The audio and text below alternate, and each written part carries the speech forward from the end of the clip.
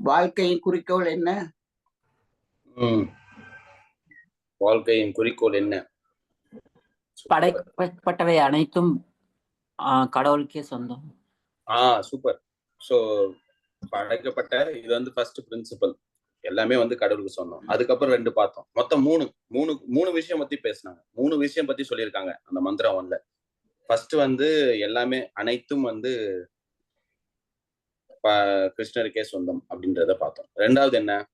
அவருக்குத்தான் சொந்தம், அவர் தான் maintainer as well.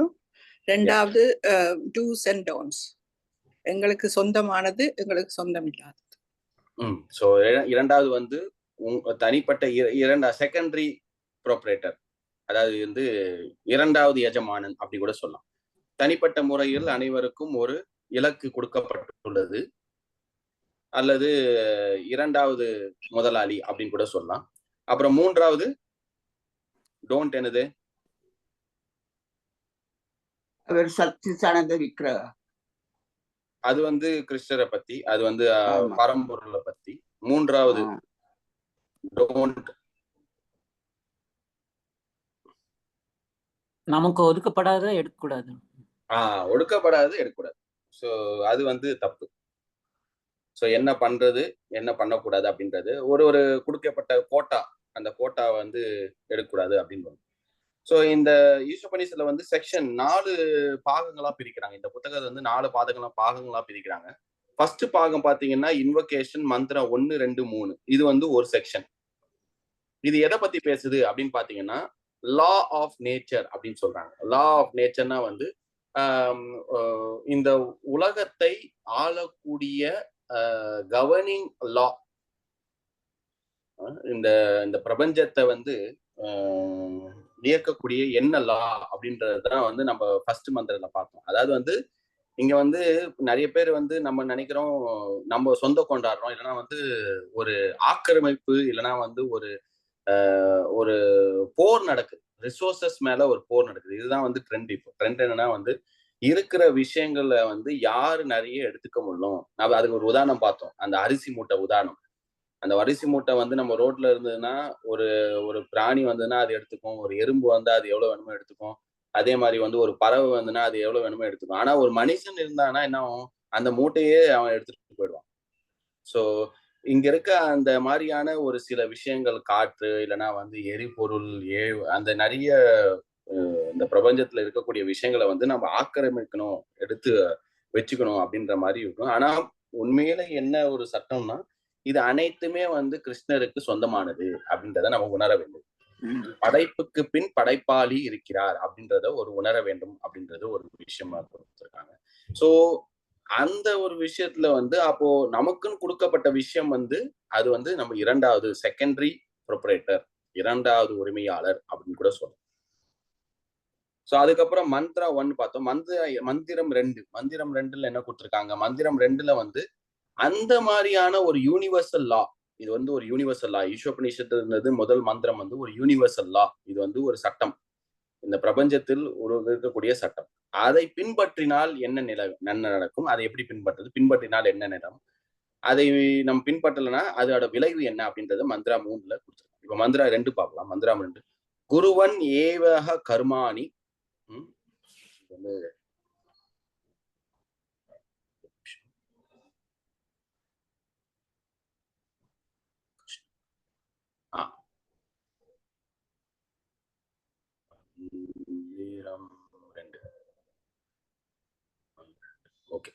குருவன் ஏவக கர்மாணி ஜிஜிவிஷேக்ஷாத்தம் சமஹா ஏவம் த்வயி நன்யதஸ்தி ந கர்ம லிப்யதே நரா.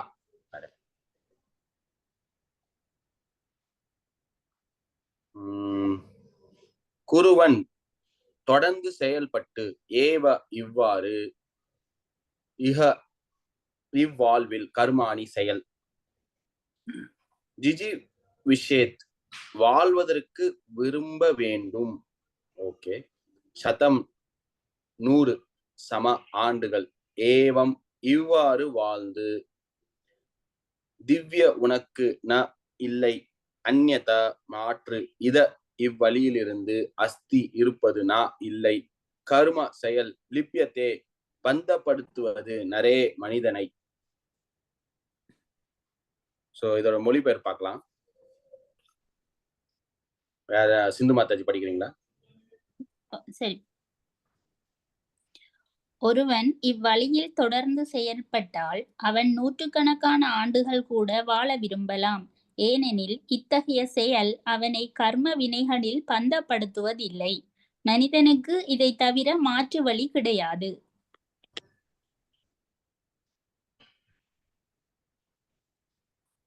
சோ இது பாத்தீங்கன்னா இல்ல இதுல மொழிபெயர்ப்பு காட்டுங்க. சோ இதுல வந்து ஒருவன் இவ்வழியில் தொடர்ந்து செயல்பட்டால், இவ்வழியில்னா எதை சொல்றாங்க, எந்த வழி சொல்றாங்க? ஒருவன் இவ்வழியில் தொடர்ந்து செயல்பட்டால், அப்ப இந்த வழினா என்ன? ஆன்மீக வழி. ஆன்மீக வழி. வேற ஈஸ்வபனிஷத்து வழியாக சொல்ல வேண்டும் என்றால் அது என்ன வழி? தன்னை உணர்தல். தன்னை உணர்து. ஓகே. வேற பிரின்சிபல். ஃபர்ஸ்ட் மந்த்ரால என்ன பிரின்சிபல் பார்த்தோம்? ஒரு பிரின்சிபல் பார்த்தோம், ஒருவரோட தத்துவம் பார்த்தோம், ஒரு சித்தாந்தத்தை பார்த்தோம். அதுக்கு பேர் உண்டு.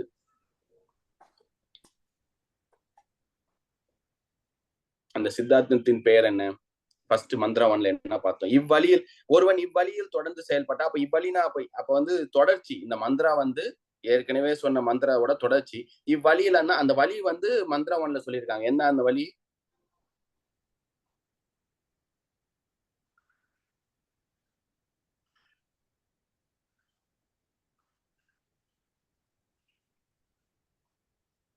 அந்த பிரின்சிபல் பேர் வந்து ஈசாவாசியம். ஈஷாவாசியம் பிரின்சிபல் அப்படின்னு பார்த்தோமா?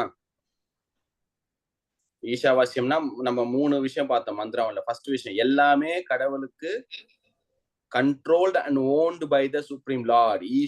ஈஷானா கண்ட்ரோலர், வாசியம் வச்சிருப்பது.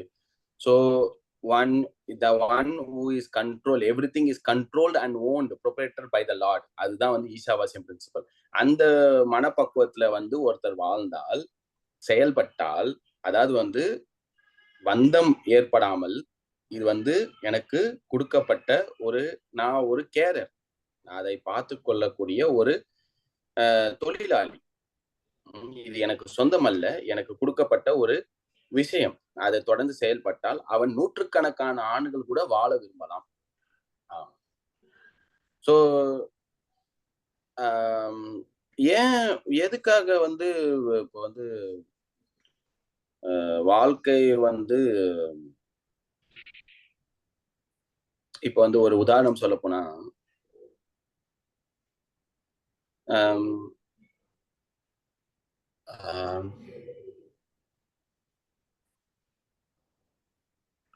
சமுதாயத்துல வந்து இப்போ வந்து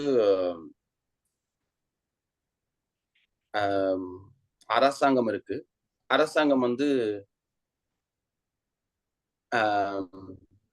சட்ட திட்டங்களை பாதுகாக்க வந்து நிறைய காவல்துறை மற்றும் வந்து சட்டம், கோர்ட்டு, ஜட்ஜு, போலீஸ் அந்த மாதிரி நிறைய இருக்காங்க. இவங்களோட வேலை என்ன சமுதாயத்துல?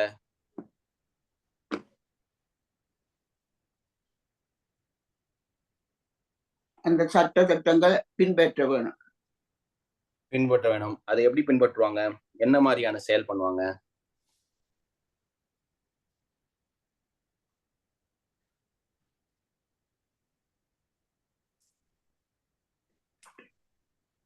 சட்டத்தை இயற்றுவதா? சட்டத்தை நிறைவேற்றுவது அப்படி கூட சொல்லலாமா? சட்டத்தை இயற்றுவது, அதாவது எழுதுறது. ஓகே. ஏற்கனவே கான்ஸ்டிடியூஷன்ல ஏற்றிருப்பாங்க, அதை பின்பற்றாங்க, ஓகே பண்றாங்க. இப்போ ஒரு குற்றவாளி வராரு, குற்றவாளி வந்தோடனே அப்ப ஜட்ஜி சொல்றாரு, இவரை வந்து தூக்குல போடுங்கன்றாரு. ஓகேங்களா? அப்ப என்ன ஆகுதுன்னா, அப்ப வந்து அவரோட ஆயுள் எவ்வளவோ ஒரு காலம் இருந்தாலும் அதை வந்து கம்மி பண்ணிடுறாங்க. ஏன் பண்றாங்க? அவர் செய்த தப்பு, அவர் செய்த செயல் அது வந்து முரண்பாடாக உள்ளது. அவர் செய்த செயல் வந்து சட்டத்துக்கு முரண்பாடாக உள்ளும் போது, அப்ப அந்த சட்டம் வந்து ஜட்ஜ் என்ன சொல்றாருன்னா, இவர் வந்து வாழ்றதுக்கு தகுதி இல்ல அப்படின்ற ஒரு நிலையில வந்து தூக்கு தண்டனை கொடுக்குறாங்க. கரெக்டா? கரெக்ட். ஓகே. இப்ப அதே போல இங்க பாத்தீங்கன்னா, ஒருவன் இவ்வழியில் தொடர்ந்து செயல்பட்டால் அவன் நூற்றுக்கணக்கான ஆண்டுகள் கூட வாழ விரும்பலாம். ஏன் அப்படின்னா, கொடுக்கிற அந்த ஆன்மீக சட்டம், அதாவது பிரின்சிபல், பகவத்கீதாவை எடுத்துக்கலாம், ஈஸ்வரபனிஷத்தை எடுத்துக்கலாம், நிறைய உபதேசங்கள் வந்து கிருஷ்ணர் தராரு. அப்போ வந்து இது வந்து ஒரு ஒரு பிரபஞ்சத்துக்கே இருக்கக்கூடிய அந்த ரூல்ஸ் அண்ட் ரெகுலேஷன் நம்ம ஃபாலோ பண்ணா, அப்போ வந்து நம்மளுக்கு வந்து எந்த ஒரு பாவ பிணைப்புகளோ அல்லது வந்து ஒரு ஆயிலை கம்மி பண்ற அளவுக்கு நம்மளுக்கு வந்து ரியாக்ஷன், எல்லாத்துக்கும் ஒரு ரியாக்ஷன் உண்டு இல்ல? அதுதானே லா. லா வந்து என்ன? Every action has equal and opposite reaction. இது நியூட்டன் சொல்றாரு. கிருஷ்ணர் முன்னாடியே சொல்றாரு. நம்ம பண்ற செயலுக்கு அதுக்கு பாதிப்பு உண்டு. நம்ம வந்து நம்ம ஒரு செயல் வந்து ஒரு சாதாரண ஒரு மாநிலம், சாதாரண ஒரு ஒரு ஒரு நாடு, ஓகேங்களா? அந்த நாடுலே வந்து நிறைய சட்டத்திட்டங்கள்லாம் இருக்கு. அதை பின்பற்றலன்னா அவங்க வந்து அதுக்கு ரியாக்ஷன் கொடுக்குறாங்க. நீ வந்து உயிரை விட்டுடணும் அப்படின்னு. ஒரு விதத்துல பார்த்தா தப்புதான். பட் ஆனா வந்து அதுதான் வந்து மற்ற, அப்ப வெளியில வந்து இப்ப மக்களுக்கு வந்து ரொம்ப ஃப்ரீயா வாழலாம். அவங்களுக்கு வந்து ஒரு ரெஸ்ட்ரிக்ஷன் கிடையாது இதெல்லாம். சோ இங்க பாத்தீங்கன்னா நம்ம பகவத்கீதாலையும் பாக்குறோம். கர்ம வினைகள், கர்மம் அப்படின்றத, கர்மா அப்படின்றத பாக்குறோம். சோ இப்ப இங்க என்ன கொடுத்திருக்காங்க? அவன் நூற்றுக்கணக்கான ஆண்டுகள் கூட வாழ விரும்பலாம். ஏன் அப்படின்னா அவனோட ஆக்ஷன் வந்து, அவனோட செயல் வந்து கொடுக்கப்பட்ட விதிமுறைகள், அதாவது பகவான் கிருஷ்ணர் கொடுக்கப்பட்ட விதிமுறைகளுக்கு ஒப்பீடாக செல்கிறான். பேரலா போகுது அவன் வாழ்க்கை. சோ அப்போ pure life will not cut down the life. அப்போ ஒருவன் வந்து தூய்மையாக வாழ்க்கையை வந்து கோட்பாடுகளுக்கு இணங்க வாழ்க்கையை நடத்தி செல்லும் பொழுது அவன் ஆயுள் வந்து கம்மியாகிறதுக்கு வாய்ப்பு கம்மி அப்படின்றாங்க. அது இல்லாம வந்து நம்ம பகவத்கீதையில பாக்குறோம். ஒருவேளை வந்து இந்த மாதிரி ஆன்மீக தத்துவங்களுக்கு ஏற்றாற் போல வாழ்க்கையை நியமித்து நடத்தி செல்லும் பொழுது அவன் தேர்ச்சி படவில்லை என்றால் என்ன ஆகும்? யார் ஆன்சர் பண்ண முடியும்? பகவத்கீதா 6th சாப்டர்ல பார்த்தோம். அர்ஜுனர் கேள்வி கேட்கிறாரு. நான் ஒருவேளை என் வாழ்க்கையை வந்து இந்த கோட்பாடுகளை இணங்க, இந்த யோகா முறைகளுக்கு இணங்க, இந்த ஆன்மீக ரூல்ஸ் அண்ட் ரெகுலேஷன் மூலமாக நான் வந்து என் வாழ்க்கையை வந்து பயணித்தனா, ஒருவேளை தேர்ச்சி பெறல, ஒருவேளை பர்ஃபெக்ட் ஆகல, ஒருவேளை நான் இலக்கை அடைய முடியவில்லை என்றால் என் கதி என்ன கிருஷ்ணா அப்படின்னு கேட்கிறாரு. அதுக்கு பதில் என்ன? கிருஷ்ணர் என்ன சொல்றாரு?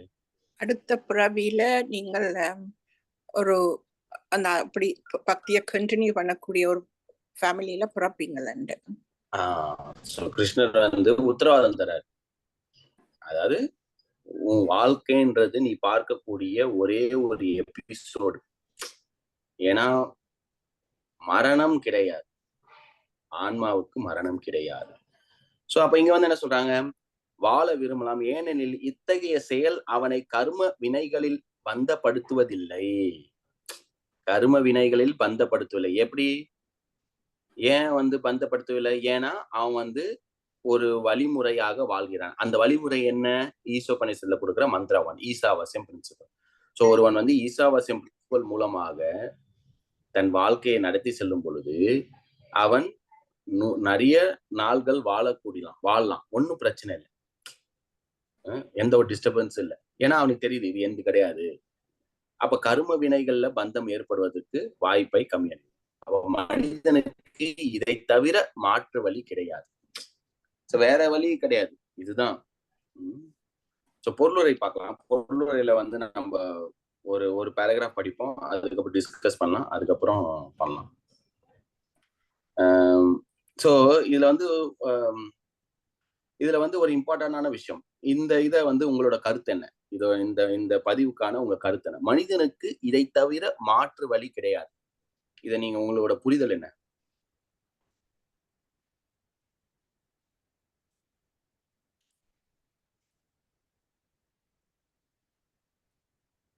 ஒரு உதாரணமாக கூட சொல்லலாம். இதை ஃபாலோ பண்ணலன்னா திரும்பி will follow in the trap of birth and death. அதுதானே? ஓகே. வேற என்ன உங்களுக்கு புரியுது? வேற யாரு? மனிதனுக்கு இதை தவிர வேற மாற்று வழி கிடையாது. எல்லாரும் பக்தி தொண்டு ஆத்மீகம்ல ஈடுபடணும். ஆமா, எல்லாருமே ஈடு பண்ணி ஆகணும். ஓகே, வேற நெக்ஸ்ட்.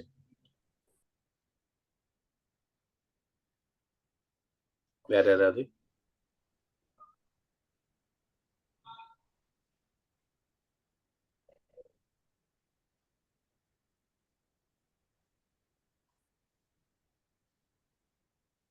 சோ கிருஷ்ணர் சொல்றாரு, கிருஷ்ணர் வந்து அர்ஜுனர் வந்து ஒரு தேரோட்டியா வந்து சேவை செய்யறார். கடவுள் பகவான் கிருஷ்ணர் அவர் வந்து சேவை செய்யறாரு. சோ பாசமா சேவை பண்றாரு.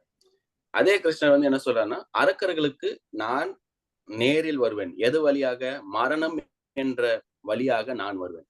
சோ அதாவது எப்படின்னா, நம்மளுக்கு விருப்பம் இருக்கோ இல்லையோ நம்ம கிருஷ்ணரை மீட் பண்ணி ஆகணும். இப்போ வந்து ஒரு போலீஸ் எடுத்துக்கோங்க. போலீஸ வந்து நல்ல விதமாவும் மீட் பண்ணலாம், கெட்டவனா வேற விதமாவும் மீட் பண்ணுவாங்க.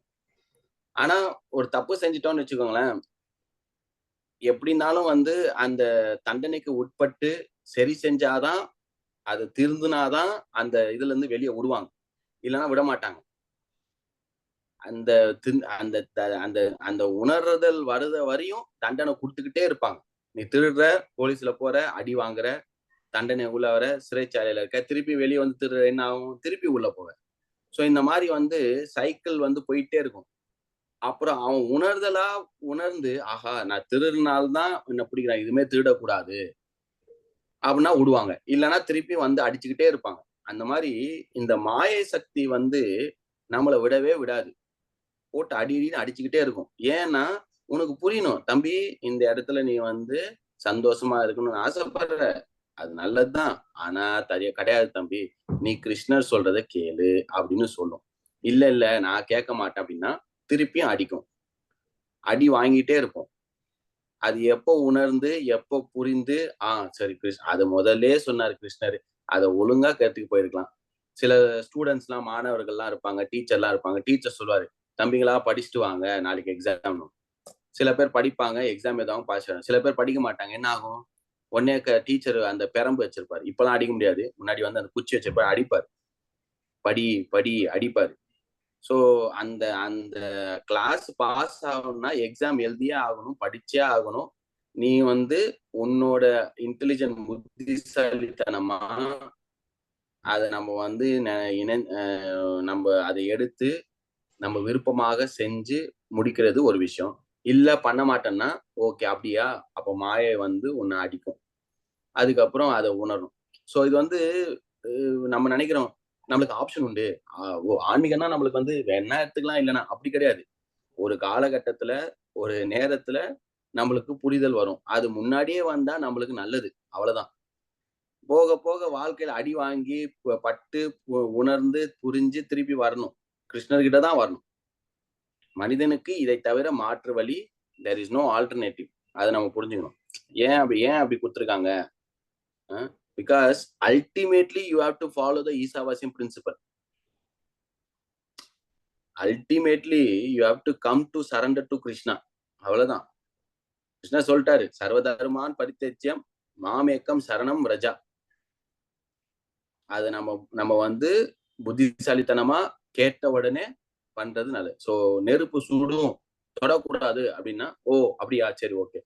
சில பேர் நான் அப்படியா, நான் வேணா தொட்டு பாக்குறேன், தொட்டு பார்ப்பாங்க. அப்ப புரிஞ்சுப்பாங்க. சோ ஒரு கட்டத்துல வந்து நம்மளுக்கு ஆன்மீகம் தேவைப்படும் கண்டிப்பா. அது நம்ம எந்த எவ்வளவு சீக்கிரம் எடுக்கிறோமோ அது நம்ம புத்திசாலித்தனம், அவ்வளவுதான். சோ இது வந்து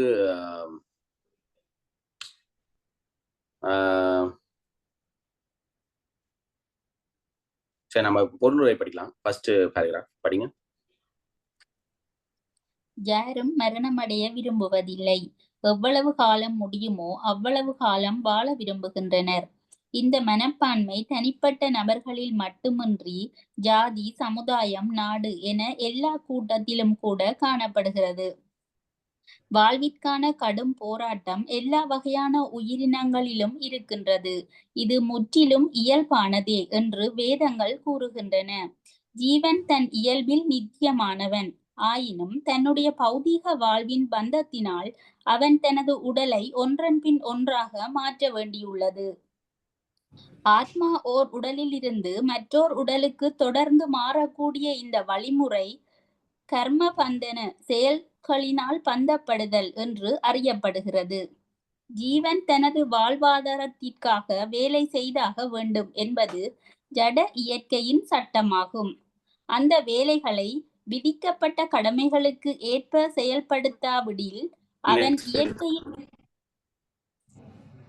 அவன் இயற்கையின் சட்டத்தை மீறியவனாகி பற்பல உயிர்களில் ஏற்படும் பிறப்பு இறப்பு சுழற்சியினில் தன்னை மென்மேலும் பந்தப்படுத்தி கொள்கின்றான். ஓகே ஓகே சரி. இப்ப இங்க என்ன கொடுத்துருக்காங்க? ஃபர்ஸ்ட் நீங்க பின்னாடி பேஜ் போங்க பிரபு, 21 போங்க. ஏன்னா ஃபர்ஸ்ட் லைனே வந்து பயங்கரமான ஒரு லைன். யாரும் மரணம் அடைய விரும்புவதில்லை. எவ்வளவு காலம் முடியுமோ அவ்வளவு காலம் வாழ விரும்புகின்றனர். எதனால? யாரும் மரணம் அடைய விரும்புவதில்லை. ஆசை ஆசை எல்லாத்தையும் அனுபவிக்கணும். பற்று பிரபு. பற்று. ஓகே.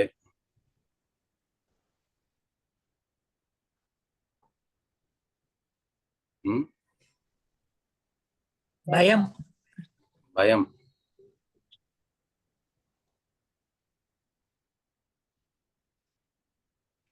சோ இங்க பாத்தீங்கன்னா நம்ம பார்க்கக்கூடிய ஒரு விஷயம், நம்ம நிறைய வாட்டி பேசுவோம், எனக்கு நான் வந்து ஒரு ஆத்மா, எனக்கு மரணம் கிடையாது அப்படின்னு நம்ம வந்து நிறைய தியரட்டிக்கலா யோசிப்போம். ஆனா நம்ம பிராக்டிக்கலா யோசிப்பாச்சுன்னா நம்ம யாருமே வந்து ஓகே நம்ம வந்து சாக போறோம் அப்படின்ற தாட்டு கூட வராது என்ன இருந்தாலும். ஏன்னா நம்மளோட இயல்புத்தன்மை பாத்தீங்கன்னா we are eternal. சோ இதோட ஆத்மாவோட ஒரு குணம், ஒரு ஆத்மாவோட குணம் பாத்தீங்கன்னா we are eternal. ஆனா என்ன பிரச்சனைனா இந்த உடல். ஏன்னா இந்த உடலை பராமரிக்கணும். It requires constant repair. அதே மாதிரி உடல் விட்டு உடல் மாறுறது வந்து நம்மளுக்கு வந்து டிஸ்டர்பிங்கா இருக்கு. நம்ம ஆத்மாவா பார்த்தோம்னா நம்மளுக்கு அழிவு கிடையாது. அதனாலதான் இந்த மாதிரி எண்ணம்லாம் வரல. யாரும் மரணம் அடைய விரும்புவதில்லை. ஏன்னா நான் வந்து ஆத்மா, எனக்கு மரணமே கிடையாது. ஆனா இதுல என்ன பயம், நம்ம சொல்ற மாதிரி பயம், இதெல்லாம் வந்து ஆசை, இதெல்லாம் வந்துன்னா உடல் ரீதியாக உடல் வந்து மாறும்போது நம்மளுக்கு கஷ்டமா இருக்கு. ஐயோ இந்த உடல் வந்து அப்ப இன்னொரு உடல் வருமே. ஆனா இந்த அறிவு இல்லாதவங்க என்ன நினைப்பாங்கன்னா, இந்த ஆத்மா அறிவு ஆத்ம தத்துவம் இல்லாதவங்க என்ன நினைப்பாங்கன்னா, இந்த உடல் தான் நான் அப்படின்னு நினைப்பாங்க. சோ எப்படி வந்து வேற உடல் கிடைக்கும்? சோ நம்மளுக்கு ஒரு உடல் இருக்கு ஏற்கனவே. இந்த உடல் ஏற்கனவே கொடுக்கப்பட்டுள்ளது. இதை நம்ம தேர்ந்தெடுக்கவில்லை, நம்ம சூஸ் பண்ணல. இது வந்து நம்மளுக்கு வந்து கொடுக்கப்பட்டுள்ளது. இதை எந்த விதியில எந்த அடிப்படையில இந்த உடலை கொடுக்குறாங்க? எந்த அடிப்படையில இந்த உடலை கொடுக்குறாங்க? சில பேருக்கு உடல் அழகா இருக்கு, சில பேருக்கு உடல் அழகா இல்ல, சில பேருக்கு உடல் வந்து முழுமையா இருக்கு, சில பேருக்கு உடல் வந்து முழுமையா இல்ல, சில பேருக்கு வந்து கண் பார்வை உண்டு, சில பேருக்கு கால் இல்ல, கை இல்ல. சோ இந்த மாதிரியான குறைபாடுகள் மற்றும் ஏற்றுத்தாழ்மை மற்றும் டுவாலிட்டிஸ் இதெல்லாம் நிறைய இருக்கும் பொழுது எந்த அடிப்படையில வந்து இந்த உடலை கொடுக்குறாங்க? நம்ம ஆத்மாவுக்கு வந்து மரணம் கிடையாது. இந்த உடல் வந்து ஒரு ஜென்மமும் வந்து உடல் எடுத்துக்கொண்டிருக்கிறோம். எந்த அடிப்படையில கொடுக்குறாங்க? கர்ம பந்தனா அப்படின்னு சொல்றாங்க. கர்ம பந்தனா செயல்களின் பந்தப்படுத்துதல். செயல்களின் மூலமாக நம்ம செய்யற செயல் வந்து அடுத்த உடலை வந்து நம்மளுக்கு வந்து உருவாக்குறதுக்கான வாய்ப்பை ஏற்படுத்தி கொடுக்கிறது. அவ்வளவுதான். சோ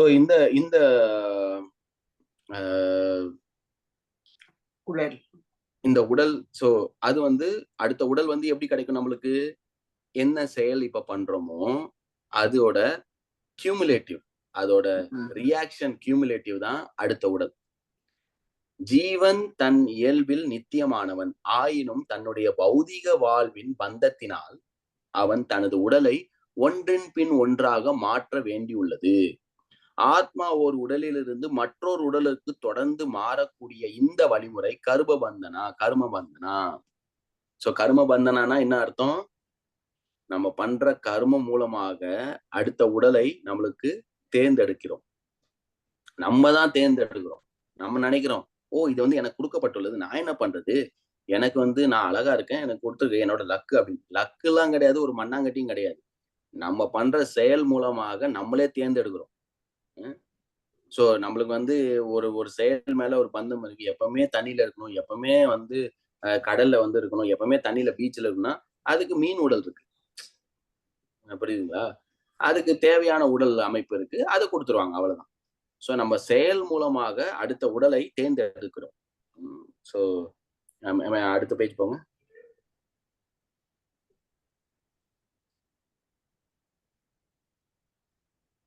ஸோ ஜீவன் தனது வாழ்வாதாரத்திற்கு வேலை செய்யாத வேண்டும் என்பது ஜடைக்கின் சட்டமாகும். ஸோ செயல் பண்ணாம இருக்க முடியாது. அது நம்மளுக்கு பகவத்கீதால 3வது அத்தியாயத்திலே கொடுத்துருக்காங்க. ஆத்மா வந்து எப்பவுமே ஆக்டிவ். நம்ம வந்து செயல் பண்ணாம இருக்க முடியாது. ஸோ அந்த செயலின் விளைவு நம் உடலை தீர்மானிக்கிறது. அடுத்த பேராகிராஃப் படிக்கலாம். இதுல வந்து அப்ப என்ன மாதிரியான செயல் பண்ணணும், அதுதான் கேள்வி. என்ன மாதிரியான செயல், எப்படிப்பட்ட செயல், அது வந்து பகவத்கீதாலையும் கொடுத்திருக்காங்க 4வது அத்தியாயத்துல. இங்கேயும் கொடுப்பாங்க. பேசுங்க, படிங்க மாதாஜி. எல்லா வகையான உயிரினங்களும் பிறப்பு இறப்பின் சுழற்சிக்கு உட்பட்டவையே. ஆயினும் ஜீவன் மனித பிறவியை அடையும் போது அவன் கர்ம சங்கிலியிலிருந்து விடுதலை பெறுவதற்கான வாய்ப்பினை பெறுகின்றான். கர்ம, அகர்ம, விகர்ம ஆகியவை பகவத்கீதையில் மிகவும் தெளிவாக விவரிக்கப்பட்டுள்ளன. சாஸ்திரங்களில் குறிப்பிடப்பட்டுள்ள கடமைகளுக்கு ஏற்ப செய்யப்படும் செயல்கள் கர்ம என்று அறியப்படுகின்றன. பிறப்பு இறப்பின் சுழற்சியிலிருந்து ஒருவனை விடுவிக்க கூடிய செயல்கள் அகர்ம என்று அறியப்படுகின்றன. எந்த செயல்கள் சுதந்திர துஷ்பிரயோகத்தினால் செய்யப்பட்டு ஒருவனை கீழ்நிலை உயிரினங்களுக்கு பலி நடத்துகின்றனவோ அச்செயல்கள் விகர்ம என்று அறியப்படுகின்றன. இந்த 3 வகையான செயல்களில் ஒருவனை கர்ம பந்தத்திலிருந்து விடுவிக்கும் செயல்களையே புத்திசாலி மனிதர்கள் விரும்புகின்றனர். சாதாரண மனிதர்கள் நல்ல காரியங்களை செய்து அதற்கான அங்கீகாரத்தை பெறுவதன் மூலமாக இவ்வுலகிலோ ஸ்வர்க்கத்திலோ உயர்ந்த வாழ்க்கை தரத்தை அடைய விரும்புகின்றனர். ஆயினும் மிகவும் முன்னேறிய மனிதர்கள் செயல்களில் இருந்தும் அதன் விளைவுகளில் இருந்தும் ஒட்டுமொத்தமாக விடுதலை பெற விரும்புகின்றனர். நல்ல செயல், தீய செயல் ஆகிய 2 செயல்களுமே ஒருவனை பௌதிக துன்பங்களுக்குள் சமமாக பந்தப்படுத்துகின்றன என்பதை புத்திசாலி மனிதர்கள் நன்கு அறிவர். அதன் விளைவாக நல்ல செயல், தீய செயல் ஆகிய 2 விளைவுகளில் இருந்தும் தங்களை விடுவிக்க கூடிய செயலை அவர்கள் நாடுகின்றனர். அத்தகு விடுதலை தரக்கூடிய செயல் ஸ்ரீ ஈஷோ உபனிஷத்தின் பக்கங்களில் இங்கே விவரிக்கப்பட்டுள்ளது. இந்த பேராகிராஃப் பார்க்கலாம். இந்த பேராகிராஃப் என்ன கொடுத்திருக்காங்க? 3 வகையான செயல்கள் அப்படி கொடுத்திருக்காங்க. என்ன 3 வகையான செயல்கள் யாவை? கர்ம, அகர்ம, விகர்ம. கர்மா, அகர்மா, விகர்மா. Very good. Okay, super. கர்மா, அகர்மா, விகர்மா. ஓகே, கர்மானா என்ற கர்மா செயல்கள் அப்படின்னா என்ன அர்த்தம்?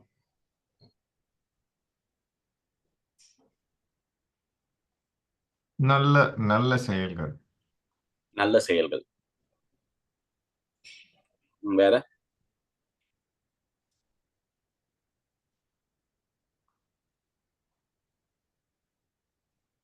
நல்ல செயல்கள் அப்படின்றதை எப்படி தீர்மானிக்கிறது?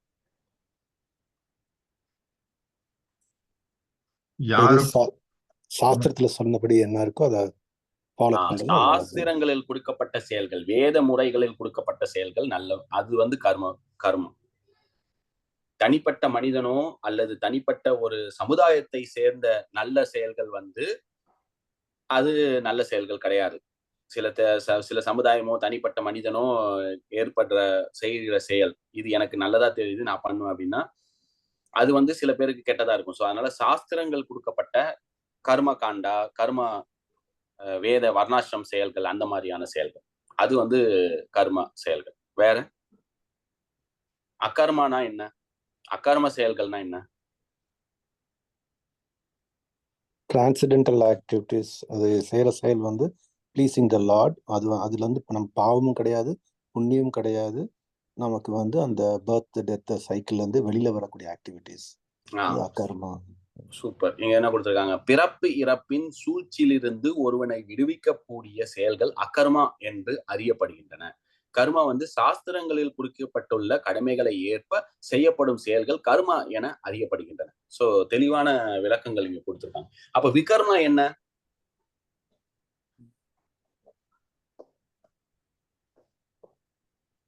சாஸ்திரங்களை செய்யக்கூடாதுன்னு சொன்னதை செய்யறது. சாஸ்திரங்களில செய்யக்கூடாத செயல்கள் செய்யறது. ஓகே, வேற?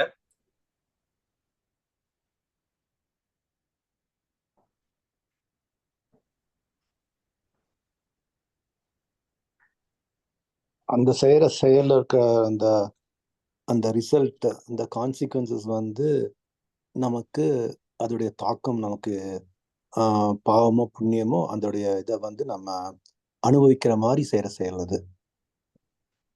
எது? புண்ணியம் செஞ்சோம்னா அந்த புண்ணியத்துக்கு ஏத்த அந்த இதை வந்து திரும்பவும் நம்ம விகர்மனா என்ன? அது அதோட விளக்கம். விகர்மா வந்து நம்ம செய்யற இந்த பாவ செயல்கள், அதாவது which is not pleasing the Lord. புண்ணியம் கூட சொல்லலாம்லங்க பிரபு. அதாவது ஓகே, விகர்மாங்கிறது வந்து அதோடைய ஆல்மோஸ்ட் இது பாவம் செய்யறது, பாவ செயல்கள். இது வந்து சாஸ்திரத்துல வந்து சொல்றதுக்கு அகெயின்ஸ்டா செய்யறது. துஷ்பிரயோகத்தினால் செய்யப்பட்ட ஒருவனை கீழ்நிலையினருக்கு சுதந்திர துஷ்பிரயோகத்தினால் கொடுக்கப்பட்ட மனித வாழ்வை பயன்படுத்தாமல் மிருகம் போல் வாழக்கூடிய செயல்கள், அது வந்து விக்ரமா கூட சொல்லலாம். சரி, நான் வந்து உங்களுக்கு ஒரு இது நான் ஷேர் பண்றேன். இதுல வந்து அந்த 3 இது கொடுத்துருக்காங்க. ஷேர் ஸ்டாப் பண்ணட்டுமா? ஒரு நிமிஷம் ஸ்டாப் பண்ணுங்க. நான் என்னோட நோட்ஸ் காட்டுறேன். இங்கிலீஷ்ல தான் இருக்கு, பட் நல்லா இருக்கு. இது கொஞ்சம் நல்லா இருக்கு. என்ன வந்து கோ-ஹோஸ்ட் போட முடியுமா? சாரி பாபு. பரவாயில்ல.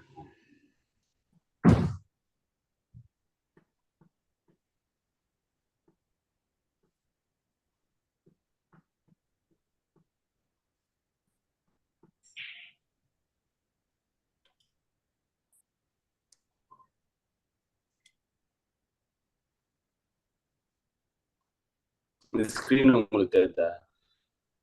நல்லா தெரியும். சோ இங்க பாத்தீங்கன்னா விகர்மா, கர்மா, அகர்மா இதெல்லாம் ஆங்கிலத்துல இருக்கு. சாரி, யாருக்குன்னா ஆங்கிலம் தெரியலன்னா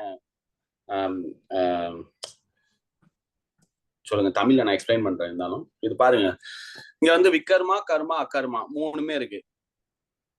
இதோட மோட்டிவேஷன் என்ன? மோட்டிவேஷன்னா இது பண்றதுக்கான நோக்கம் என்ன? அதையும் கொடுத்துருக்காங்க பாரு. விகர்மானா மெட்டீரியல் டிசைர், செல்ஃபிஷ் என்ஜாய்மெண்ட். கர்மானா material desire, benefit in terms of we. அதாவது சில சமயம் வந்து நம்மளுக்கு செய்யலைன்னா கூட நம்மளோட குடும்பத்தார், நம்மளோட வேண்டியவங்களுக்கு நல்லா இருக்கணும் அப்படின்ற செய்யற ஒரு ஆசை, அது கர்மா. இல்ல சில பேர் வந்து சொல்லுவாங்க, அதாவது வந்து ஏழை மக்களுக்கு வந்து தானம் கொடுக்கணும், கல்வி இதை கொடுக்கணும், இல்லைன்னா வந்து உடல் நலத்தை காப்பதற்காக ஒரு ஆஸ்பத்திரி கொடுக்கணும், மக்களுக்கு வந்து நல்ல ஒரு இடம் கொடுக்கணும் அப்படின்ற ஒரு எண்ணம். பிலந்திராபி இசம், அந்த ஆல்ட்ரிசம், பிலந்திராபிசம், ஹியூமனிட்டரிசம். ஸோ இந்த மாதிரியான செயல்கள் இது வந்து எப்படின்னா, இதோட ஆசை வந்து எனக்கு எதுவும் வேணாம்ப்பா, எனக்கு எந்த ஒரு ஆசையும் இல்லைப்பா, ஆனா மக்களுக்கு சேவை பண்ணணும் அந்த மாதிரி. So for family, community, nation, international. So இங்க பாத்தீங்கன்னா ஒர்க், இங்க பாத்தீங்கன்னா இது விகர்மா வந்து செல்ஃபிஷ், ஆனா இது வந்து கம்யூனிட்டி ஒர்க். ரிசல்ட் என்ன? விகர்மானா ஃபுல் ஆஃப் சஃபரிங். ஏன்னா வந்து அந்த செயல் வந்து பண்ணக்கூடாது அப்படின்ற ஒரு விஷயம், அதை தான் செய்வேன் அப்படின்னா அதோட விளைவு வந்து கண்டிப்பா நம்மளே தெரியும். இப்போ வந்து நம்ம ஒரு விஷயம் சொல்றோம், அது பண்ண. இப்போ ஒரு கம்பெனியை எடுத்துக்கிறோம், கம்பெனில வந்து சொல்லியிருப்பாங்க, இது நீ பண்ணக்கூடாது, கரெக்டா? டேட்டாவை நீ ரிலீஸ் பண்ணக்கூடாது, நிறைய பேருக்கு வந்து இதை வந்து பிரைவசி டேட்டா, இது மாதிரிலாம் பண்ணக்கூடாது, அது பண்ணக்கூடாது, இந்த மாதிரி பண்ணக்கூடாது, லேப்டாப்பை வந்து ஷேர் பண்ணக்கூடாது, அந்த மாதிரி நிறைய கண்டிஷன்லாம் சொல்லுவாங்க. அதெல்லாம் நான் பண்ணுவேன், அதெல்லாம் நான் எப்படி அப்படின்னு சொல்லிட்டு போனேன். அப்புறம் என்ன ஆகும்? வேலை போயிடும். டெர்மினேஷன், அது இல்லாம வந்து பேன் பண்றவங்க, ஃபைன் போடுவாங்க. நிறைய அதோட காம்ப்ளிகேஷன், கான்சிக்வன்ஸ் எல்லாம் நிறைய இருக்கும் சாதாரண ஒரு வேலையில. அது போல வந்து கொடுத்திருக்க சாஸ்திரங்கள்ல வந்து மனித வாழ்க்கையை எப்படி வந்து பயன்படுத்துறது, இந்த மாதிரியான காரியங்கள்லாம் பண்ணக்கூடாது அப்படின்னு அதை நேர்மாறாக சுதந்திரத்தை துஷ்பிரயோகம், அதாவது வந்து மிஸ்யூஸ் ஆஃப் இண்டிபெண்டன்ஸ், நம்மளுக்கு ஒரு சாய்ஸ், இண்டிபெண்டன்ஸ், ஃப்ரீ வில் இதெல்லாம் கொடுத்துருக்காங்க. அதெல்லாம் நம்ம வந்து பண்ணல அப்படின்னா அதோட விளைவுகள் வந்து நம்மளுக்கு பாதிப்பை ஏற்படுத்தும். அதுக்கப்புறம் அதோட டெஸ்டினேஷன் பாருங்க, டீகிரடேஷன்னா மனித வாழ்வு வந்து ஒரு பொக்கிஷம், ஒரு அரிதான ஒரு பொக்கிஷம். அதை அதை அதை வந்து நம்ம வந்து கைவிட்டு போயிடும். லோவர், அதாவது வந்து அனிமல், மிருக பிறப்பாக வர்றதுக்கான வாய்ப்பு அதிகமாயிடும். ஆனா அதுவே அக்கர்மா பாருங்க, லிபரேஷன். அக்கர்மா பாத்தீங்கன்னா அதுவே லிபரேஷன். ஏன்னா செய்கின்ற செயல் வந்து பந்தத்தை ஏற்படுத்தவில்லை என்றால் அது முக்தியை தரப்போகிறது, அவ்வளவுதான். அப்ப இந்த உலகத்துல இருக்க முடியாது அப்படின்னா அப்போ யூ கெட் லிபரேஷன், முக்தி. அது சரி. கர்மால இருந்து அக்கர்மா எப்படி போறது? கர்மால இருந்து அக்கர்மா. So when one get the knowledge of the soul, then he move to akarma. ஏன்னா கர்மால என்னதான் நல்ல விஷயம் பண்ணாலும் பிறப்பு உண்டு, அதுதான் ஒரு டிராபேக். கர்மால நல்லது பண்றோமோ கெட்டது பண்றோமோ அதை அனுபவிக்கிறதுக்காக பிறப்பு உண்டு. அப்ப அவன் சொல்றான், சாமி நான் என்னதான் கோயில் கட்டினாலும், நான் என்னதான் வந்து ஆஸ்பத்திரி கட்டினாலும், நான் என்னதான் வந்து ஒரு பள்ளிக்கூடம் கட்டினாலும், நான் வந்து திருப்பியும் அதே பள்ளிக்கூடத்துல படிக்க வேண்டியது இருக்கு. நான் வந்து திருப்பியும் அதை வியாதி, ஜன்ம மிருத்யு ஜரா வியாதி துக்கதோஷ அனுதர்சனம், எனக்கு பிறப்பு உண்டு, இறப்பு உண்டு, வியாதி உண்டு, முதுமை உண்டு. இதெல்லாம் வந்து நான் தவிர்க்க முடியாது. இந்த உடலை தான் நான் வந்து அடுத்த ஜென்மத்துல அப்போ நான் வந்து சொர்க்கத்துல பிறக்கலாம், அனுபவிக்கலாம். அப்புறம் திருப்பி வந்து நரகத்துல பிறக்கணும், அப்புறம் திருப்பி வந்து பூலோகத்துல வரணும், கர்ம பூமியில வரணும். சோ இந்த மாதிரியான சுழற்சியில வந்து நான் இருக்கிறதுக்கு ஏன் ஆசை பண்ணணும்? அப்போ என்ன ஆகும்? அப்போ வந்து அதுக்கு மேல, உடலுக்கும் மேல ஒரு விஷயம் வந்து ஆத்மா இருக்கு. அப்ப ஆத்மாக்கு தேவையான செயல்களை செய்தால் பிறப்பு என்பதை தவிர்க்கலாம். அதுதான் அக்கர்மம். No bondage. ஃபர்ஸ்ட் வந்து உனக்கு வந்து எந்த ஒரு பந்தமும் கிடையாது. அடுத்தது வந்து ரிசல்ட், நோ மெட்டீரியல் ரியாக்ஷன். உனக்கு வந்து எந்த ஒரு பாதிப்பும் கிடையாது. இந்த செயல் பண்றதுனால வந்து உனக்கு reaction. Obedient to the Lord will worship. இங்க பாத்தீங்கன்னா விகர்மாலாம் வந்து வர்ஷிப்பே கிடையாது. விகர்மா வந்து ஒரு மிருக உணர்வில் வாழக்கூடிய ஒரு வாழ்வு. அதுக்கு வந்து எந்த ஒரு, ஏன்னா தப்பு செய்யணும்னா ஃபர்ஸ்ட் வந்து அத்தாரிட்டியை வந்து நம்ம அக்செப்ட் பண்ணக்கூடாது. அப்பதான் தப்பு நல்லா செய்யலாம். நம்ம ஒரு ஒரு எஜமானன் அப்படின்றத வந்து நம்ம ஒரு தேவதாவோ இல்லைன்னா வந்து ஒரு பரம்பொருளோ, ஒரு கிருஷ்ணரோ, விஷ்ணுவோ யாரை அக்செப்ட் பண்ணாலும் நம்ம ஒரு அக்செப்ட் பண்ணிட்டோம்னா தப்பு ஃபாலோ பண்ணணும். இந்த விக்ரமா செயல்கள் பண்ணணும்னா இப்போ வந்து பிரேக்கிங் த 4 நெகட்டிவ் பிரின்சிபல்ஸ், கேம்பிளிங்கோ இல்லைன்னா வந்து என்ன, அப்போ வந்து நம்ம வந்து ஒத்துக்கூடாது. கடவுள் அதெல்லாம் நான் வழிபட மாட்டேன் அப்படின்னா நம்ம வந்து ஈஸியா வந்து எல்லா பாவ செயல்களும் பண்ணலாம். ஏன்னா அவன் நினைக்கிறான் எதுவுமே கிடையாது. ஏத்திஸ்ட் எல்லாம் பாருங்க, அவன் நினைக்கிறான் இதெல்லாம் பொய், இந்த கடவுள் கிடையாது, எந்த ஒரு சக்தியும் கிடையாது, இந்த யூனிவர்சல் லா கிடையாது, லா ஆஃப் நேச்சர் கிடையாது, ஈஷாவாசியம் பிரின்சிபல் எல்லாம் கிடையாது, நான் உண்டு என் உண்டு, நான் ஏதோ பண்றேன், நான் ஜாலியா இருப்பேன், யாருக்கும் நான் வந்து அக்கௌண்டபிள் கிடையாது, நான் யாருக்கும் வந்து தலை வணங்க கூடாது, நான் யாரையும் கேட்க கூடாது, நான் என் இஷ்டம் போல வாழலாம் அப்படின்னு. சோ அது வந்து விக்ரமாவுக்கு வந்து வர்ஷிப் கிடையாது.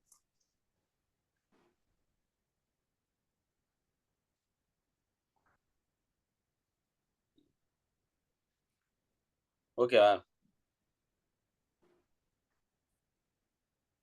பாத்தீங்களா அந்த டேபிள காலம்? ஏதாவது கேள்வி இருக்கா? இல்லைன்னா நம்ம திருப்பி நீங்க ஷேர் பண்ணலாம் பிரபு, விஜய் பிரபு. சோ கர்மா, விகர்மா, கர்மா, அகர்மா, மூணு விஷயங்கள் இருக்கு.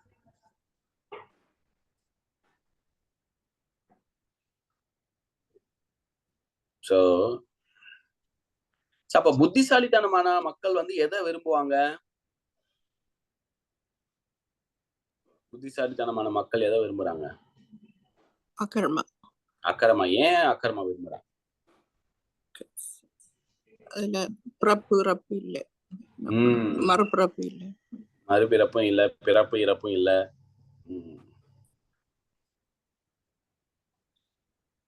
அது கீழே போங்க பிரபு, அந்த பேராகிராஃப் லாஸ்ட்ல.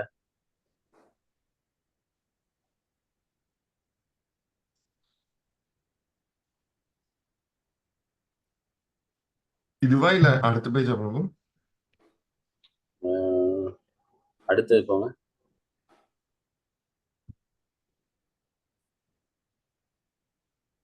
இதுல ஓகே ஓகே. ஸோ பேசிக்கலா வந்து நல்லதோ கெட்டதோ எதுக்கு வந்து விருப்பப்படணும்? ஸோ அந்த அக்கர்மா அதை வந்து பண்ணணும், அக்கர்மா செயல்களை பண்ணணும், பந்தம் ஏற்படாத செயல்கள். அடுத்த பேராகிராஃப் படிக்கலாம். ஆனா பிரபு அக்கர்மா செல்ஃபிஷ் குணம் போடுறாங்களே. என்னம்மா? செல்ஃபிஷ் குணம் போடுறாங்க அகர்மா. அக்கர்மா வந்து செல்ஃபிஷா? இந்த நீங்க கொடுத்த அந்த டைம் டேபிள்ல இருந்தாரு. அக்கர்மால கர்மால இருந்திருக்கும் நினைக்கிறேன். அக்கர்மா வந்து நான் பாக்குறேன். கர்மா நோ பாண்டேஜ் எனிமோர் செல்ஃப், அது எதுவுமே கிடையாது. அக்கர்மால விகர்மா செல்ஃபிஷ், கர்மா வந்து for family, community, nation etcetera, extended selfishness, அது வந்து கர்மா. அக்கர்மால வந்து பிளாங்கா இருக்குமா. நான் இதை அனுப்புறேன் உங்களுக்கு, இந்த இது வேணாம் ஸ்கிரீன்ஷாட். ஓகே பிரபு, தேங்க்யூ. தேங்க்யூமா, தேங்க்யூ. ஸோ படிங்க இப்போ. எல்லா உபனிஷத்துகளின் சாரமாக, எல்லா உபனிஷங்களின் சாரமாக கீதோபனிஷத் என்று சில நேரங்களில் அறியப்படக்கூடிய பகவத்கீதையில் ஸ்ரீ ஈஷோபனிஷதத்தின் உபதேசங்கள் மேலும் விரிவாக விளக்கப்பட்டுள்ளன. வேத சாஸ்திரங்களில் குறிப்பிடப்பட்டுள்ள முறையான கடமைகளை நிறைவேற்றாமல் நைஸ்கர்மிய அல்லது அகர்ம நிலையினை அடைய முடியாது என்று பகவத்கீதையில் 3.9 தொடக்கம் 16 முழுமுதற் கடவுள் கூறுகின்றார். மனிதன் படிப்படியாக பரம உயிர்வாளியின் அதிகார தன்மையை உணர்வதற்கு உகந்தாற்போல அவனது செயல்படும் திறனை இந்த இலக்கியத்தால் நெறிப்படுத்த முடியும். அவன் பரமபுருஷ பகவானுடைய, வசுதேவர் அல்லது கிருஷ்ணருடைய அதிகார தன்மையை எப்போது உணர்கின்றானோ அப்போது அவன் முறையான அறிவின் தளத்தினை அடைந்துள்ளதாக புரிந்து கொள்ளப்பட வேண்டும். இந்த தூய்மைப்படுத்தப்பட்ட நிலையில் ஜட இயற்கையின் சத்வ, ரஜோ, தமோ குணங்கள் செயல்பட இயலாது. அவனால் நைஸ்கர்மிய நிலையின் அடிப்படையில் செயல்பட முடியும். அத்தகு செயல் பிறப்பு இறப்பின் சுழற்சியினுள் பந்தப்படுத்துவதில்லை. சோ இங்க வந்து என்ன கொடுத்திருக்காங்கன்னா, எப்படி வந்து அந்த அக்கர்மா செய்யறத எப்படி வந்து பந்தத்திலிருந்து அவனை விடுவிப்பது அப்படின்னு கேட்கிறாங்க. சோ இங்க வந்து புரிதல் வேணும். ஃபர்ஸ்ட் வந்து நாலேஜ், அறிவு வேணும், போதுமான அறிவு வேணும். என்ன போதுமான அறிவு? அதாவது இங்க இருக்க அந்த அத்தாரிட்டி, அதுதான் மேல போனீங்கன்னா தெரியும் அந்த பேராகிராஃப் காணுங்க.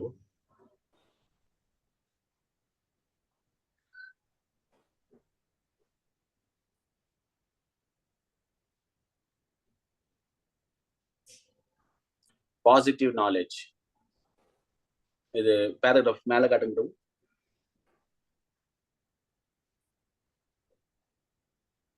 ஓகே.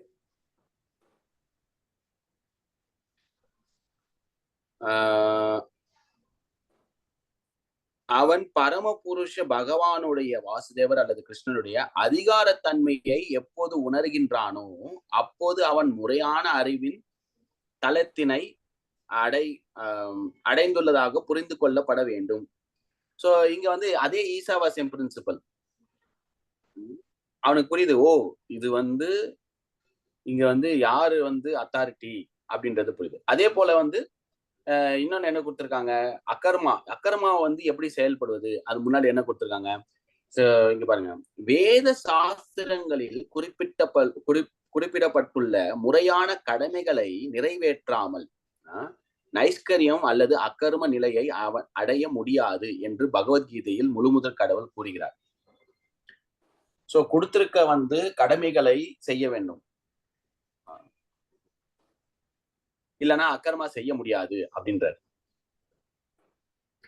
இந்த இடத்துல வந்து நம்ம வந்து புரிந்துக்கள் என்னன்னா, ஸ்வதர்மம் வந்து தர்மம்னா வந்து ஆக்கியூபேஷன் இல்ல செயல்கள். ஸ்வதர்மம்னா வந்து ஆத்மாவுடைய தர்மம்னா ஆத்மாவுக்கான செயல்கள், அது வந்து பக்தி தொண்டுகள். பக்தி தொண்டுகளை செய்ய வேண்டும், பக்தியை வளர்த்து கொள்ள வேண்டும். பக்தி தொண்டை செய்யும் பொழுது அது வந்து அக்கர்மாவாக மாறுகிறது. இரண்டுத்துக்கும் ஒரு வித்தியாசம் உண்டு. கர்ம யோகா, பக்தி யோகா, இந்த இரண்டுத்துக்கும் ஒரு வித்தியாசம் உண்டு. இது கொஞ்சம் டெக்னிக்கல், பட் ஆனா நான் எக்ஸ்பிளைன் பண்றேன். அதாவது விருப்பப்பட்ட செயலை செய்து அதில் வரக்கூடிய லாபத்தை அர்ப்பணிப்பது, இது வந்து கர்ம யோகா. விருப்பப்பட்ட செயலை செய்து அதிலிருந்து வரக்கூடிய லாபமும் ரிசல்ட்டை வந்து கிருஷ்ணருக்கு அர்ப்பணிப்பது. Doing your duty and giving the result to Krishna. ஆனா எனக்கு பிடிச்ச செயல் தான் நான் பண்ணுவேன், இது வந்து கர்ம யோகா. நான் வந்து கிருஷ்ணருக்கு அர்ப்பணிக்க போறேன், அது எந்த செயலாளா இருந்தாலும் பரவாயில்ல, இது வந்து பக்தி யோகா. அவ்வளவுதான் வித்தியாசம். புரியுதா? மென்டாலிட்டி தான் டிஃபரன்ஸ். எனக்கு இந்த செயல் பிடிக்கும், நான் இதுதான் செய்ய போறேன், இதுல வர ரிசல்ட்டை நான் கிருஷ்ணருக்கு தர போறேன், இது வந்து கர்ம யோகா. இது வந்து உயர்தர நிலை, இது வந்து உயர்தர நிலை. ஆனா பக்தி யோகானா நான் வந்து கிருஷ்ணருக்கு தரப்போறேன், எந்த செயலா இருந்தாலும் பரவாயில்ல, இது வந்து பக்தி யோகா. சோ செயல் முன்னாடி வச்சோன்னா அது கர்ம யோகா, பக்தியை அந்த அர்ப்பணிப்பதை முன்னாடி வச்சோன்னா அது பக்தி யோகா. அவ்வளவுதான். சோ இந்த இடத்துல வந்து பாத்தீங்கன்னா நம்ம வந்து முக்கியமா ஃபோக்கஸ் பண்றது வந்து, நீங்க யோசிச்சு பாருங்களேன், நம்ம வந்து நம்ம செயல் செய்வதற்கோ அல்லது செயலோ எல்லாமே வந்து முக்காவாசி இருக்கு. நம்ம இந்த உடல் சரி, உடலை வைத்து கொண்டு செய்யக்கூடிய செயல் சரி, மற்றும் இதர பொருள்கள் சரி, பூமி, நல, வாயு, எல்லாமே நம்ம பார்க்கக்கூடிய விஷயங்கள் எல்லாமே கொடுத்துருக்கு. நம்ம என்ன எக்ஸ்ட்ராவா நம்ம கிருஷ்ணருக்கு கொடுக்க முடியும் அப்படி யோசிச்சோன்னா, நம்மளோட டிவோஷன் மட்டும்தான் கிருஷ்ணருக்கு கொடுக்க முடியும், நம்மளோட லவ். சோ கங்கை நதியில போயிட்டு கங்கை நீர் எடுத்து கங்கைக்கு அர்ப்பணிக்கிறோம். ஓ மதர் கங்கா, ஓ தாயே, இந்தா இதை நான் வந்து அர்ப்பணிக்கிறேன். இதுல வந்து பாத்தீங்கன்னா கங்கை தண்ணி எடுத்து கங்கைக்கே ஊத்துறோம். இதுல ஒரு பெரிய ஒரு கான்ட்ரிபியூஷன் கிடையாது. ஆனா நம்மளோட நம்மளோட நம்மளோட ஃபெய்த், நம்மளோட டிவோஷன், அதை கலந்து நம்ம தரோம். சோ அது மட்டும்தான் நம்மளால தர முடியும். வேற நம்ம வந்து இப்போ ஒரு ஆப்பிள் போயிட்டு வாங்கிட்டு வரோம்னா, அந்த ஆப்பிள் வந்து நம்மளால உருவாக்கப்பட்டது அல்ல. அந்த மரம் இருக்கு, அது நம்ம லேப்ல எல்லாம் தயாரிக்க முடியாது. ஆப்பிள் தெரியாது, கூடிய சீக்கிரத்துல வந்து தயாரிச்சாலும் தயாரிப்பாங்க. அந்த ஆப்பிளோ, பழமோ, காய்கனியோ, விதைகளோ, தானியங்களோ, இதெல்லாம் நம்ம வந்து போய் மார்க்கெட்ல வாங்கிட்டு வரோம், நம்ம வந்து எடுத்துட்டு வரோம். அதை வந்து நம்ம கிருஷ்ணருக்கு அர்ப்பணித்தாலும் அதுல நம்ம என்ன கிருஷ்ணர் சொல்றாரு, பத்திரம் பலம் பக்தி பத்திரம் புஷ்பம் பலம் தோயம் ஏவம் பக்தி உபகிருத்தகா. பக்தி தான் அவர் வந்து பாக்குறாரு. நம்ம அந்த பக்தியோட தரோமா, பக்தியோட நம்ம செய்து கொடுக்குறோமா, அப்போ அது வந்து பண்ணும் பொழுது நம்ம இதயத்துல மாற்றத்தை ஏற்படுத்துகிறது. செயல் மட்டுமல்ல, அந்த செயலின் நோக்கம் என்ன, அந்த செயலை பண்ணும் பொழுது நம்மளோட பக்தி எப்படி வளருகிறது. சோ அதுதான் வந்து நம்ம பார்க்கக்கூடிய நம்மளோட ஃபோக்கஸ் வந்து அதுல இருக்கணும். என்ன தரோன்றதை விட எப்படி தரோம் அப்படின்றதுதான் முக்கியம் பக்தியை பொறுத்தவரை. நம்மளுக்கு காசு நிறைய இருக்கு, நான் வந்து கிருஷ்ணருக்கு 108 சாப்பாடு தரேன், 108 பண்ணலாம், நல்லா பண்ணலாம், காசு தான் நிறைய, நம்மளுக்கு வந்து செலவு எல்லாம் பண்ணலாம். ஆனா அது எந்த பாவத்துல தரோம்? ஓ எல்லாருக்கும் தெரியும் நான் வந்து இவ்வளவு பண்றேன், பார்த்தல நான் எவ்வளவு டொனேஷன் கொடுத்தேன் தெரியுமா, என் பேரு ஃபர்ஸ்ட்ல இருக்கு. சோ அப்படி கிடையாது. இது வந்து உள்ள இருந்து பக்தின்றது வந்து ஒரு சட்டில் எமோஷன், பிசிக்கல் ப்ராக்சிமிட்டி கிடையாது. அது நம்ம புரிஞ்சுக்கணும். சோ நம்ம அது வந்து எந்த நோக்கத்துல தரோம், எப்படி எந்த ஒரு விளைவா நம்ம தரோம், பக்தியை ஊக்குவிக்கிறதுக்காக, பக்தியை வளர்வதற்காக செயலை செய்கிறேனா, இல்லை செயல்னால வரக்கூடிய பேர் புகழ் மற்றும் செயல்னால வரக்கூடிய எனக்கு அந்தஸ்து, இதனால நான் வந்து பண்றேன்னா, பக்தியை நான் வந்து யூஸ் பண்ணிக்கிறேன்னா அப்படின்றத நம்ம பார்க்கணும். ஏன்னா அக்கர்மான்றது வந்து நம்ம சட்டில், நம்ம கர்மா கூட பண்ணலாம், அக்கர்மா நேம்ல கர்மா கூட பண்ணலாம், அக்கர்மா பேர்ல. கர்ம வினைனா நல்லது, நல்ல காரியங்கள், நல்ல காரியங்கள் வந்து அக்கர்மா என்ற போர்வையில கூட பண்ணலாம். ஆனா நம்ம வந்து நம்மளுக்கு இதயத்துக்கு தெரியும், இதனால வந்து எனக்கு என்ன பாதிப்பு ஏற்படுது, இதனால என்ன விளைவு வருகிறது அப்படின்றது நம்மளுக்கு தெரியும், கிருஷ்ணருக்கு தெரியும். அப்கோர்ஸ் கிருஷ்ணருக்கு தெரியும், நம்மளுக்கு தெரியும். நம்ம வந்து யாரை ஏமாற்ற போறோம், நம்ம யாரை ப்ளீஸ் பண்றதுக்காண்டி பண்றோம் செயலை, மக்கள் மற்றும் அனைவரையும் அதாவது வந்து திருப்தி பண்றதுக்காண்டி பண்றோமா, இல்ல கிருஷ்ணரை திருப்தி பண்றதுக்காண்டி பண்றோமா? அதுதான் முக்கியம். நம்மளோட போக்கஸ் என்ன?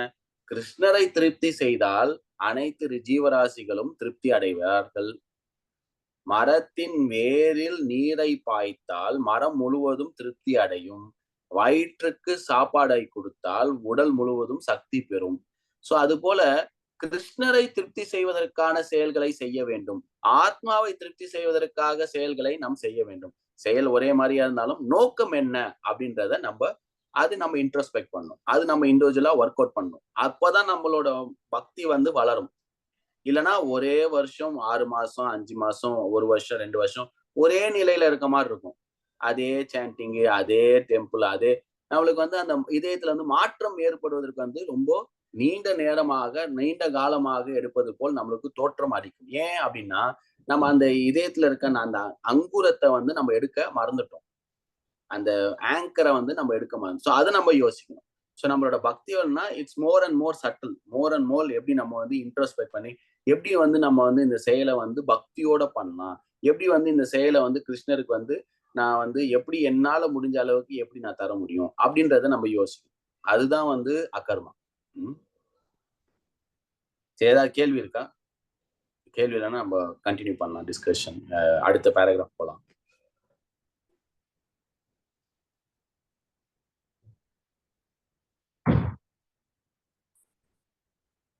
அடுத்த பேராகிராஃப் காட்டுங்க பிரபு.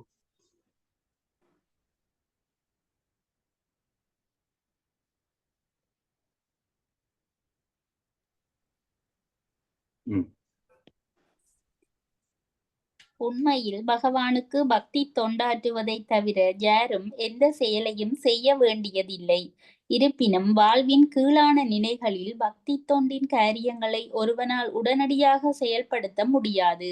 அவனால் பலநோக்கு செயல்களை முற்றிலுமாக நிறுத்தவும் முடியாது. கட்டுண்ட ஆத்மா புலனுணர்ச்சிக்காகவே செயல்பட பழகியுள்ளான். உடனடி நன்மை, விரிவுபடுத்தப்பட்ட நன்மை என்று சுயநல நன்மைக்காகவே செயல்படுகின்றான். சராசரி மனிதன் தன்னுடைய சொந்த புலன்களின் இன்பத்திற்காகவே வேலை செய்கின்றான். புலனின்பத்தின் இந்த கொள்கை எப்போது அவனை சார்ந்த சமுதாயம், நாடு அல்லது எல்லா வகையான மனிதர்களையும் உள்ளடக்கி விரிவுபடுத்தப்படுகிறதோ அப்போது இக்கொள்கையானது பொதுநலத் தொண்டு, சமூக தொண்டு, பொது உடைமை, தேசியவாதம், மனித நலத் தொண்டு என பல்வேறு வசீகரமான பெயர்களால் அறியப்படுகிறது. இத்தகு தொண்டுகள் நிச்சயமாக கர்ம பந்தத்தின் மிகவும் வசீகரமான வடிவங்களே. ஆனால் ஸ்ரீ ஈஷோபனிஷத் வேத அறிவுரை யாதெனில், ஒருவன் மேலே குறிப்பிட்ட தொண்டுகளுக்காக உண்மையிலேயே வாழ விரும்பினால் அவன் அத்தொண்டுகளை கடவுளுடைய மையமாக வைத்து நிறைவேற்ற வேண்டும். ஒருவன் தன்னுடைய செயல்களை ஈசாவாசிய கடவுளை மையமாக வைத்து செயல்படும் கருத்திற்கு ஏற்ப நிறைவேற்றினால் அப்போது அவன் இல்லறத்தவனாக, பொதுநலத் தொண்டனாக, சமூக சேவகனாக, பொது உடைமைவாதியாக, தேசியவாதியாக அல்லது மனித நல தொண்டனாக வாழ்வதில் எந்த தீங்கும் கிடையாது. அருமையான ஒரு பதிவு. பிரபுபாத் வந்து ஆக்சுவலா இந்த உபனிஷத்து, ஈஷோபனிஷத், இந்த பனிஷத் வேதங்கள்லாம் வந்து புரிதல் வந்து ரொம்ப கஷ்டம். இதெல்லாம் நம்ம போயிட்டு நம்ம புக் எடுத்து படிச்சோன்னு வச்சுக்கலாம், ஒண்ணுமே புரியாது. இந்த மாதிரி பொருளுரை இல்லைன்னா சத்தியமா வந்து எப்படி வந்து நடைமுறை வாழ்க்கையில எப்படி அக்கர்மா செயல்படுத்துவது, எப்படி வந்து அதை நிலைநாட்டுவது, எப்படி பக்தி தொண்டு செய்வது, இதெல்லாம் வந்து ரொம்ப கான்ட்ரிபியூஷன். பிரபுபாத் இல்லைன்னா வந்து ஒண்ணுமே புரியாது. நினைச்சு பாருங்களேன், இந்த மந்த்ரா 1 இன்வெகேஷனு, இந்த மந்த்ரா 1 படிச்சா ஏதாவது புரிஞ்சிருக்குமா? எப்படி வந்து இதை வந்து நம்ம வந்து புரிதல் எப்படி எடுத்துக்கிறது, இதெல்லாம் வந்து நம்மளுக்கு முடியாது. ஸோ பிரபுபாதோட கான்ட்ரிபியூஷன் வந்து அவரோட பர்பட், அவரோட பொருளை வந்து வருகின்ற சங்கதினர், இந்த புத்தகம் வந்து 1971 எழுதப்பட்டது. 71 கிட்டத்தட்ட நம்ம ஒரு 50 வருஷம் மேல ஆயிடுச்சு.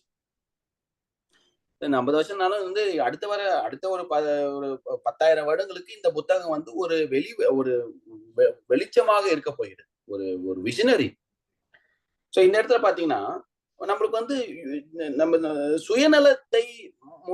சுயநலமாக நம் செயலை பண்ணி வந்துட்டு இருக்கோம்.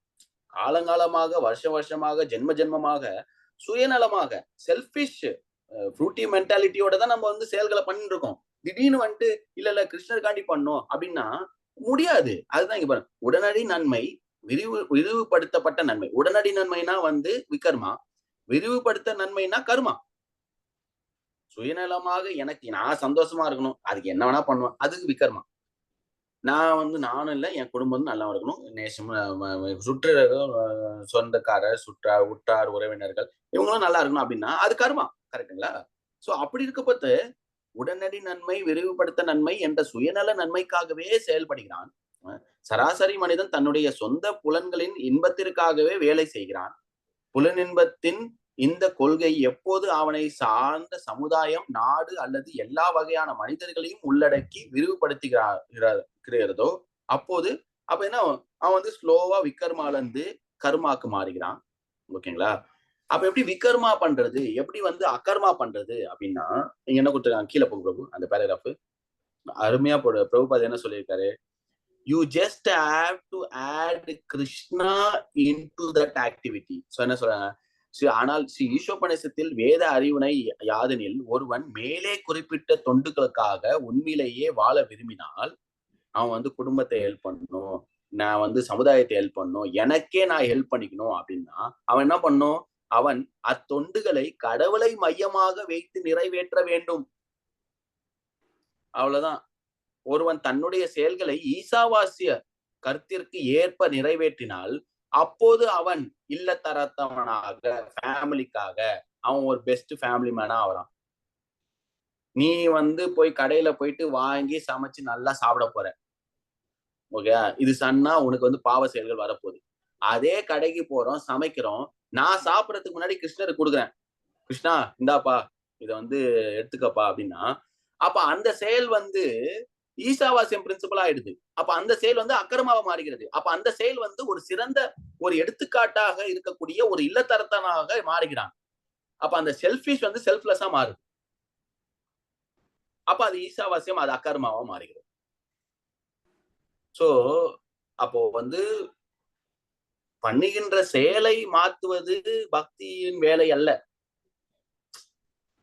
கிருஷ்ண சொல்ல அர்ஜுனா இன்னும் நீ சத்திரியாவா இருக்க, சத்திரியானே கொலை பண்ணும், நீ போரணும், அது தப்பு, நீ இந்த சத்திரியத்தை விட்டுரு, நீ வந்து பிராமணா மாறிடு அப்படி சொல்ல கிருஷ்ணர் சொல்றாரு, நீ சத்திரியனாக இரு, நீ எனக்காக போரிடுன்றாரு. அர்ஜுனா உனக்கு இஷ்டம் இல்ல பரவாயில்ல, நீ வெறுப்புக்கு சூழ்ச்சியில இருக்க, நீ என்ன நினைக்கிற, எனக்கு பிடிச்சதை நான் செய்வேன், பிடிக்காத நான் செய்ய மாட்டேன் அப்படின்னு நினைக்கிறேன்.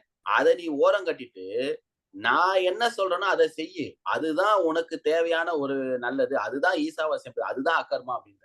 சோ அது போல ஒரு சிறந்த மாணவனாக இருக்கும் பொழுது கிருஷ்ணரை பத்தி படிக்கலாம். சமூக சேவனாக இருக்கும் பொழுது கிருஷ்ணருக்காக வேலை செய்யலாம். சமூகத்தை கிருஷ்ணருக்கு வந்து இப்ப வந்து சாதாரண நம்ம வந்து போய் சாப்பாடு கொடுக்குறோம், இப்போ யூனிவர்சிட்டியில போயிட்டு பசங்களுக்கு வந்து சாப்பாடு தரோம், ஓகேங்களா, அது வந்து ஒரு பொது சேவை. ஆனா அதுவே வெறும் சாப்பாடு இல்லாம பிரசாதம் எடுத்துட்டு போய் கொடுக்குறோம், அப்ப அது வந்து அக்கர்மாவாக மாறுகிறது. அப்ப அந்த ஸ்டூடெண்டோ காலேஜோ மற்ற சமுதாயத்தின் கண்பல் பார்வையில என்ன பாக்குறாங்க, ஓ இது வந்து ரொம்ப பிலந்திராபிக்கான ஒர்க்கு, இவங்க நல்ல கம்யூனிட்டி ஒர்க் பண்றாங்க. ஆனா நம்மளோட நோக்கம் என்ன, வெறும் பிலந்திராபி இல்ல, கிருஷ்ண பிரசாதம் கொடுக்கும் பொழுது அவங்களுக்கு கிருஷ்ணரும் கொடுக்குறோம், கிருஷ்ணரும் திருப்தி அடைகிறார்கள், அவர்களும் திருப்தி அடைகிறார்கள். சோ இது வந்து ரொம்ப பிராக்டிக்கலா எப்படி அக்கர்மா பண்றது அப்படின்னு நீங்க கொடுத்துருக்காங்க. எப்படி வந்து விக்கர்மால இருந்து கர்மால இருந்து அக்கர்மாவாக மாறுகிறது.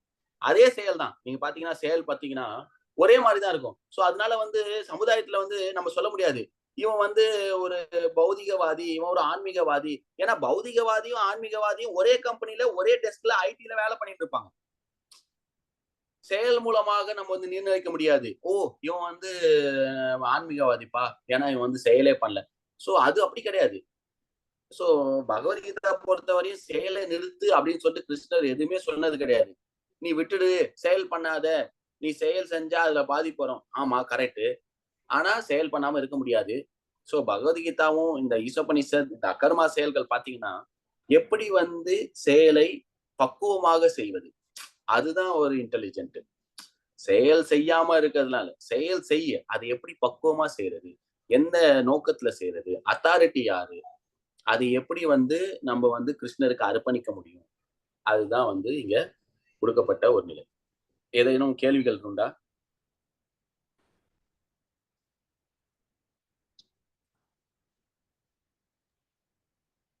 Prabhuji, Yeah.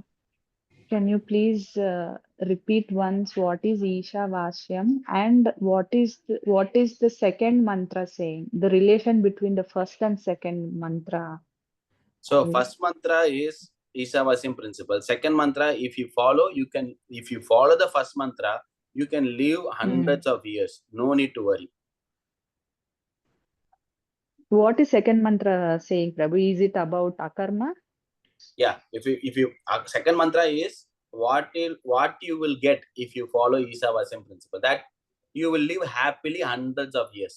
No problem, because you will not get reaction. If you get reaction only, your life will reduce. Okay. But So- see, you have to understand, this is very generalized explanation of Vedas. Vedas always generalized, but the interpretation can be many things. But here the interpretation is bhakti oriented. Bhakti oriented means the Krishna Prabhupada will address, next paragraph will address, we don't want to live 100 of years. That is not our goal. Our ultimate goal is we have to attain Krishna, but that will be addressed. But the principle you have to understand, that one is free from material bondage if you follow Isavasim principle. That is the essence of mantra 2.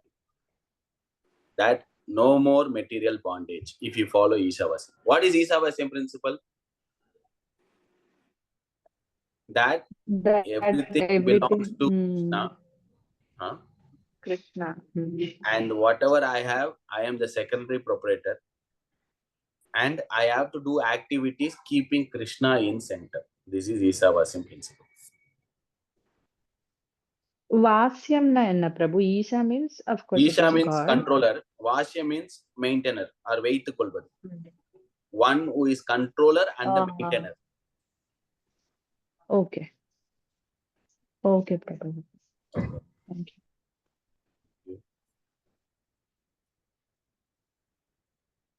So, இப்போ வந்து ஒரு சில கேள்விகள் கேட்கிறேன்.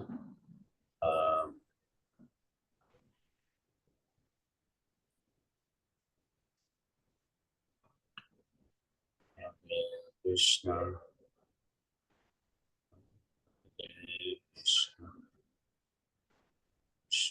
Krishna.